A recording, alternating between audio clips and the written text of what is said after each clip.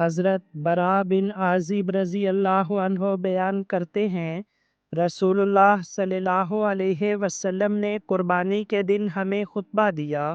آپ صلی اللہ علیہ وسلم نے خطبے کے دوران فرمایا، جب تک نماز عید ادا نہ کر لے کوئی ہرگز قربانی نہ کرے۔